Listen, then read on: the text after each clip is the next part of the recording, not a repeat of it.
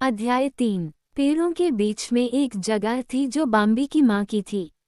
यह उस संकरी पगडंडी से कुछ ही कदम की दूरी पर थी जिसका इस्तेमाल हिरन जंगल में अपना रास्ता बनाते समय करते थे, लेकिन किसी के लिए भी इसे ढूंढना लगभग असंभव था क्योंकि उसे नहीं पता था कि घनी झाड़ियों के बीच से वह छोटी सी जगह कहाँ है।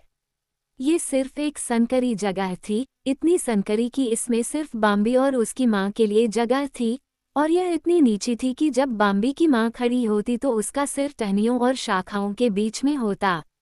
हेजर झाड़ियाँ, गोरस और डॉगवुड सभी यहाँ एक दूसरे के बीच उलझे हुए उगते थे और जंगल की छतरी से नीचे आने वाली थोड़ी सी धूप इनसे इस तरह से चिपक जाती थी कि वह कभी जमीन तक नहीं पहुँच पाती थी।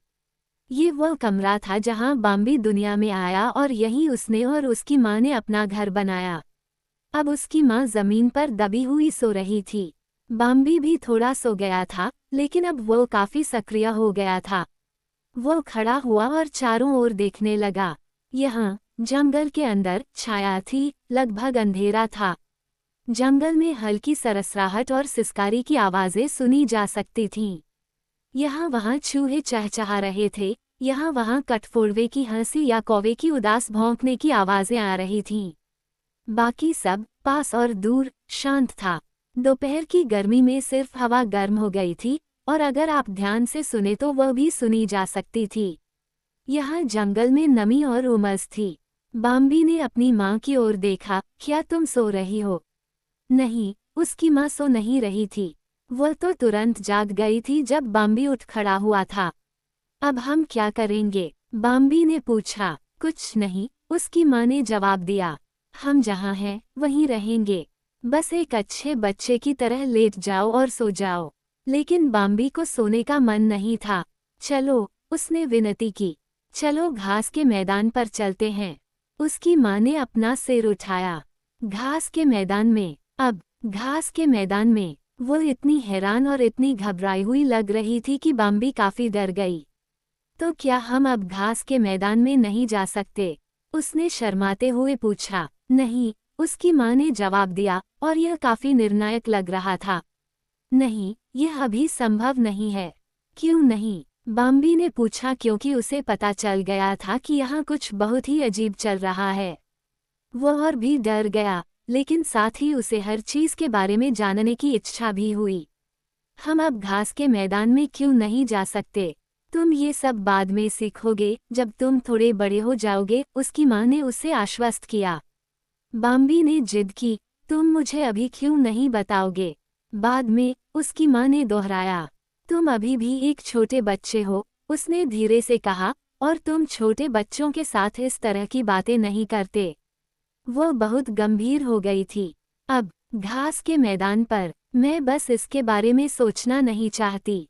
दिन के उजाले में। लेकिन जब हम घास के मैदान पर गए, बाम्बी ने आपत्ति जताई, तब भी दिन का उजाला था।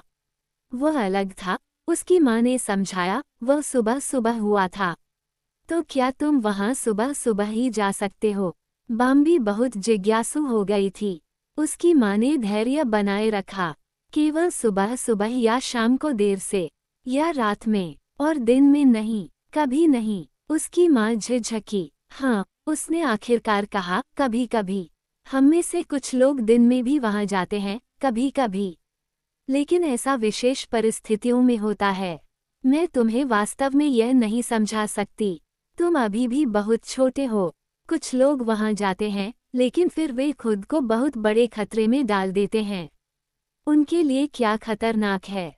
अब तक बाम्बी बहुत उत्साहित हो चुकी थी, लेकिन उसकी माँ उसे सीधे सीधे यह नहीं समझाना चाहती थी। वे खतरे में हैं। सुनो, मेरे बच्चे, ये ऐसी बातें हैं जिन्हें तुम अभी समझ नहीं पाओगे। बाम्बी को लगा कि वह सब कुछ समझ जाएगा, लेकिन वह ये नहीं समझ पाया कि उसकी माँ उसे ज्यादा जानकारी क्यों नहीं देना चाहती। लेकिन उसने कुछ नहीं कहा। हमें इसी तरह जीना है, उसकी माँ ने कहा, हम सभी को। भले ही हमें दिन का समय पसंद हो, और बच्चों को दिन का समय खास तौर पर पसंद होता है। हमें इसी तरह जीना है, हमें बस इसे स्वीकार करना है। हम शाम से सुबह तक ही घूम सकते हैं। क्या तुम इसे समझ सकते हो? हाँ, अब मेरे बच्चे, इसीलिए हमें यहीं रहना है, जहाँ हम अभी हैं। यहीं हम सुरक्षित हैं। बस इतना ही है। तो अब फिर से लेट जाओ और सो जाओ। लेकिन बाम्बी फिर से लेटना नहीं चाहता था। उसने पूछा, हम अभी जहाँ हैं, वहाँ हमें क्या सुरक्षित बनाता है? क्योंकि सभी झाड़ियाँ हम पर नज़र रख रही हैं, क्योंकि झाड़ियों पर टहनियाँ सरसराहट करती हैं, क्योंकि ज़मीन पर खुरदरी झाड़ियाँ चटकती हैं और हमें चेतावनी देती हैं, क्योंकि पिछले साल की सूखी पत्तियाँ ज़मीन पर पड़ी हैं और हमें संकेत देने के लिए सरसराहट करती हैं।